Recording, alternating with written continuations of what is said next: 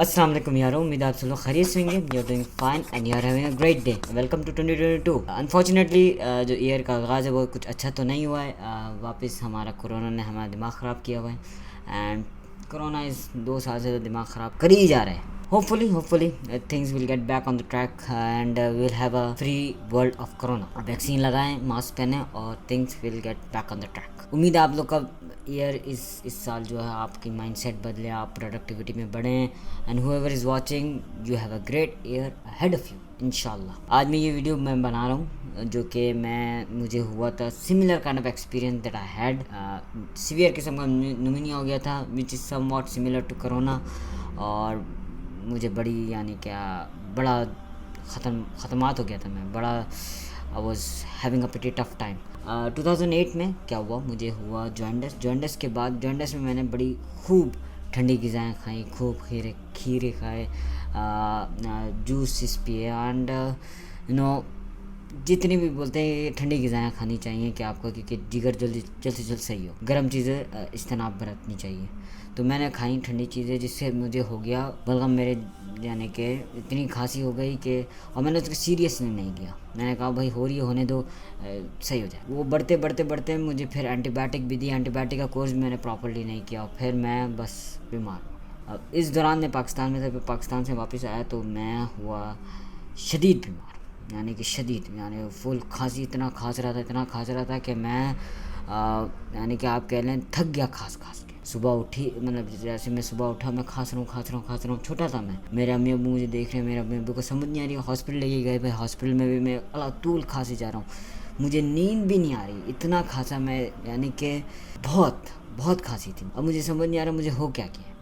तो फिर जहाँ हम रहते हैं उस टाइम ये जगह पे इतनी कोई वो नहीं थी, मेडिकल तरक्की नहीं होती। तो उन्होंने मेरा चेस्ट वो किया, एक्सरे किया तो उनको पता चला भाई इससे तो चेस्ट इन्फेक्शन हो गया। उन्होंने एडमिट हो करके उन्होंने मुझे थोड़ी सी दवाइयाँ देनी शुरू की कि भाई बच्चा है रिकवर होगा जल्दी। पर मैं खाना खाता, मेरी O2 गिरे जा रही।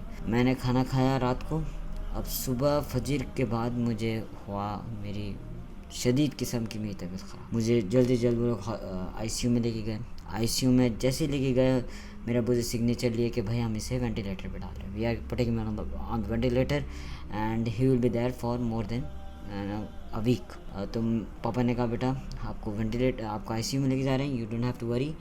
और लेके आए तो फिर मैं देख रहा हूँ, मुझे उन्होंने वेंटिलेटर पे डाला। 6 दिन मैं वेंटिलेटर की भी एक कहानी, यानी कि मैं वेंटिलेटर पे अब्बू ने कहा देखो मैं मेरे चाचा को कॉल कर रहा हूँ मैं, यानी कि मेरे चाचा को मेरे पापा ने कॉल की कि भाई तुम आ जाओ, वी नीड हेल्प। तो मेरे चाचा, यानी कि मैं जब वो कॉल कर रहे थे तो मैं ऑलमोस्ट वेंटिलेटर पे मुझे शिफ्ट कर रहे थे। तो मैं देख रहा हूँ हाँ ठीक है ओके, मुझे नहीं पता था वेंटिलेटर क्या होता है। उन्होंने मुझे दवाई दी और मैं सो गया। जब मैं उठा तो मेरे चाचा मेरे सामने, तो मैंने कहा चाचा इतनी जल्दी कैसे आ गए। असल में मैं 6 दिन बेहोश था, मुझे नहीं पता कि मैं बेहोशी की हालत में मेरा क्या हाल था। तो for 6 straight days I was completely unconscious. मुझे इतना होश में होता था कि मुझे फ़ील होता था कि मेरी इधर कुछ रॉड लगी हुई हैं जिसको मैं ऐसे ज़ुबान से टेस्ट करके सजाता था, इतना मुझे याद है। पर मुझे लगता था ये ख्वाब है और ये जल्दी से ख़त्म हो जाएगा। मुझे वैसे भी नींद नहीं आई थी, कितने 2-3 यानी कि पूरा एक दिन गुजर गया था सही से, मैं सोया नहीं था। मैंने कहा मैं भाई सही से सोता हूँ, रिलैक्स करता हूँ and then I will get up. तो भाई रिलैक्स करने में 6 दिन गुजर गए। ये 6 दिन तो भाई एक स्टार्टिंग थी। 6 दिन के बाद मुझे 3 दिन और ICU में रखा जस्ट टू कीप चेक। फिर मुझे वार्ड में शिफ्ट किया। वार्ड में मैं 1 महीना रहा। 1 महीना पहले मुझे IV एंटीबायोटिक्स दी, फिर मुझे IV एंटीबायोटिक्स भी 3 हफ्ते की थी। फिर मैं हॉस्पिटल से बाहर आया, इस दौरान ईद भी गुजर गई। So the only my uncle was the one who used to take care of me, and here we had a great company together, great memories together, and he was the one who supported me at that time. And still I remember my uncle was at that time my buddy. So yeah, तो भाई अगर अल्लाह ना करे आपको corona हो जाए, ये मेरे सब कहने का ये था कि भाई अल्लाह ना करे आपको कोरोना हो जाए, do take it seriously because it can be devastating, because it can damage your bronchial, and once your bronchials are damage you can cough blood and that is pretty disturbing. आपको समझ नहीं आ रहा होता कि आप क्या करें, एंड बहुत ख़तरनाक साबित हो सकता है वो।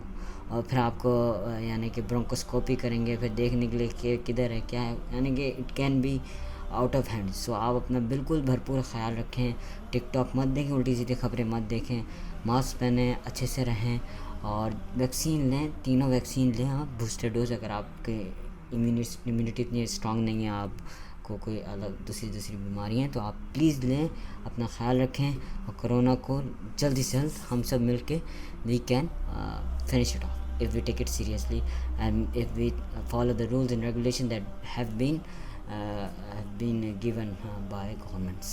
So thank you for watching this video. I hope now you will take corona serious. See, it's a deal, it's a real deal. If you don't take it seriously, you're gonna be in trouble. So do take it seriously. Thank you for watching. Allah Hafiz.